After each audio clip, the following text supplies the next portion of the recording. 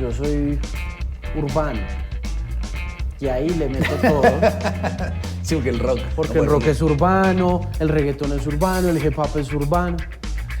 Una respuesta muy... Pero yo lo conocí siendo... No, yo lo escuché siendo rockero. Usted me oyó en Radioactiva. Radioactiva. Claro. La sobredosis de rock. ¿Qué programita ese? ¿Qué tal ese nombre? No, me gustaba. Eso era Marchena. Marchena fue el que se inventó ese nombre. Un amigo, ¿no? Creativo. Sí. No gonorreíta. pero nada, pero brillante, Sí, pero brillante. Brillante. ¿Cuál en radio? ¿Cuál fue el primer tiestazo que se dio? No, pues renunciar. Renunciar a No, pero Radioactiva. pero hacer renunciar significa un triunfo también. No, pero fue un fracaso brutal. Renunciar a Radioactiva a Bogotá, después de haber perseguido el sueño de Radioactiva durante tanto tiempo, desde la infancia, después de haberme volado del colegio a los 11, 12 años para ir a limpiar discos, contestar teléfonos, atender llamadas. Ir por el pan de bono. Y mi papá y mi mamá me dijeron, no, usted tiene que acabar colegio, usted tiene que acabar bachillerato porque usted de la música no va a vivir nunca y de la radio menos, ¿no? Era como que usted... ¿Y por qué renuncia? Porque le llegué tarde a Marchena. Le llegué tarde a Marchena. Ya empieza a entender todo acá esta vuelta, mano. Porque Marchena, cuando Marchena coge las riendas de Radioactiva, Planeta Rock en 1998. Más se crea el gallo, ¿no? Marchena construye toda Radioactiva Planeta Rock. Entonces, en ese proceso, Marchena, mirando quién le servía y cómo se alimentaba de todos, vio pues que yo estaba en ese trasnocho y toda la cosa y fue el que me abrió el micrófono la primera vez, el que me llamó y me dijo, al aire, pa. Usted es bueno, hable cada 3 cancioncitas. Y yo pues, corto, háblalo corto. Y cada 3 canciones fue que empecé a hablar y toda la cosa y empezó a coger mucha fuerza esa franja de la noche. O sea, empezó a volverse... muy fuerte. Entonces empezó a volverse popular y entonces me montó la sobredosis. Entonces yo hacía mi programa especial de 8 a 9 o de 8 a 10, donde contaba la historia de una banda y era un programa que tenía mucha música, pero también tenía pues este personaje dando los datos y así me fui consolidando, hasta que ya hubo un momento en que me dijo, no, usted es muy bueno y usted tiene que pasar a la mañana. Y me cambió de horario a las 10 de la mañana y no, parce, nunca llegué temprano. Pero ahí fue donde le llegó tarde. Entonces le llegué tarde y ya. No, gordo. Sí, entonces, no, me dejó un memorando. No. Me dejó un memorando en la consola diciendo, me vuelve al turno de la noche. Ah, bueno. Y yo en medio, pues, como de esa... ¿Se calentó? De esa ira y como de toda esa cosa. Y dije, no, pues, fui hasta allá y le dije, pues, renuncio. Y renuncié, y renuncié, y me fui. Y ahí entró Pacho Cardona, que es ahorita el director de Radioactiva. Ya está ahí. Pero fue más no entender un poco el mundo del trabajo, ¿me entiendes? Sí. No a entender lo difícil que es trabajar. Sí. Porque una cosa es la pasión por el oficio y el sueño ese que uno tiene.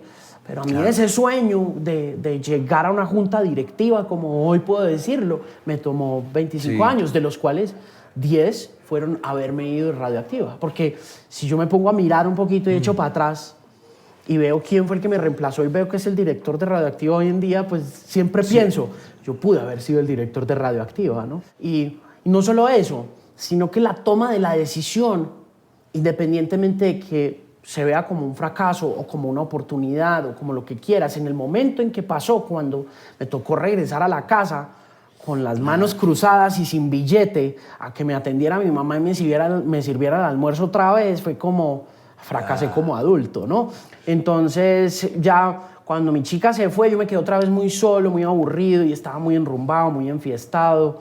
Entonces le dije al viejo que me ayudara y pues obviamente él fue un guía espiritual muy grande y me fui de retiro espiritual y me fui para San Andrés a barrerle la iglesia y a cuadrarle las mesitas y a vivir de lo básico, de frijolitos con arroz y de huevito por la mañana. Y eso me sirvió mucho como para bajar un poquito y como para entender que la vida no era este cuento de llegar a ser Montoya de la noche a la mañana, ¿no? Sí. Sino que había que trabajar muy duro y que dentro de esos trabajos había que hacer como lo quieras mirar, como un voto de pobreza también, que fue lo que hice con mi papá. ¿Cuál fue la cagada más brava que le hiciste a Julio?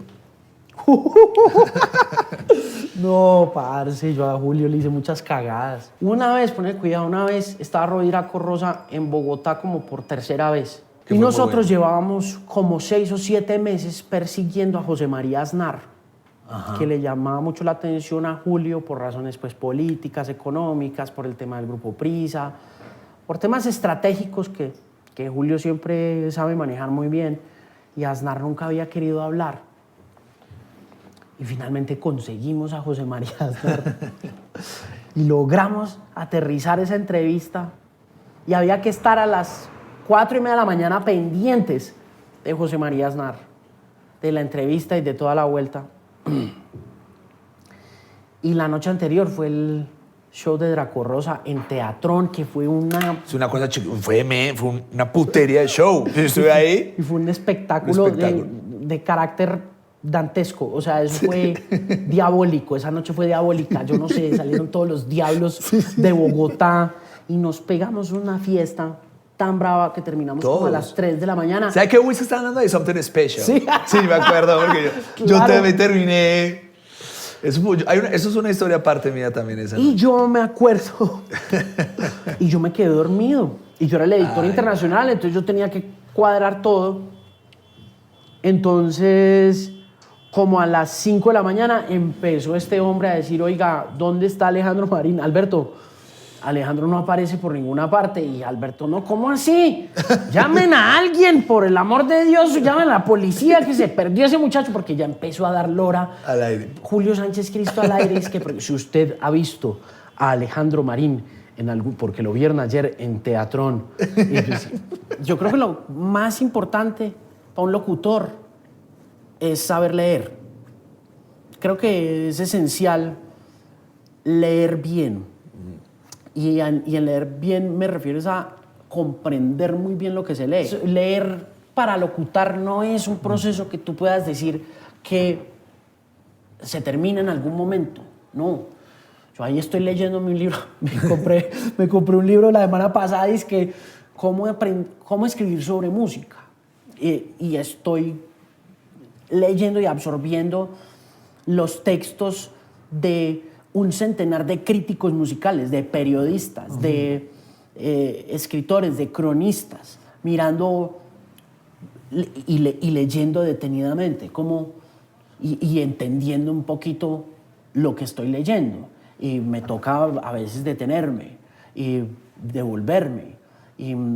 ¿No? En ese proceso de perder el ritmo para volverlo a encontrar, se encuentra uno también con el ritmo propio de la voz. Entonces, la lectura es una vaina que no puede faltar en la construcción de un buen locutor. Un locutor tiene que ser un buen lector, porque si no lo es, pues entonces no va a ser tan buen locutor. Ya, eso no hay nada que hacer. Eso no hay nada que hacer. O sea, lo que estamos viendo en estos momentos es una crisis de la conversación humana, la charla como método de aprendizaje del ser humano, la capacidad de verte en el otro a partir de su modo de pensar y cómo ese modo de pensar se expresa verbalmente, la capacidad de mirar a los ojos al otro, de poder decirle, parce, sí, hacemos parte de la misma especie vos y yo y en algún momento del camino tenemos algo en común, no importa que seas un troll pago por la administración de Donald Trump vía los rusos en un hotel en Anaheim, irlandés homosexual, o un DJ de hip hop que descubrió al beatmaker más grande que dio la última era del hip hop, ¿no? Es como sentarse a encontrarse con el otro para poderlo apreciar, para poderlo respetar, para poderlo querer. Porque es que estamos en una época en que la conversación se volvió de... Yo tengo la razón, ahí la mando. Yo tengo la razón y tú no. No importa que yo te esté argumentando o debatiendo. Ya no. Debate no existe, no cabe el debate. Exacto. Y en ese proceso está la gran crisis de la humanidad y está la posible debacle de la especie, donde vos decís, le estamos usando el vegetarianismo, el veganismo, el animalismo para odiar al otro. Para vivir. Para poder decir, es que la humanidad es una porquería. Y es como, no, espérate un momentico, siéntate a hablar con el otro un momentico, escúchale lo que tiene para decir y te vas a encontrar con un universo de cosas que finalmente te dan lo que el periodismo te tiene que dar más allá de la denuncia, más allá De la chiva, de la que chiva. incluso la gente, hay periodistas que todavía se preocupan por la chiva. Claro, más allá de eso, vos tenés que encontrar en el periodismo una forma de ser optimista sobre la humanidad. Vos tenés que tenerle fe a la especie.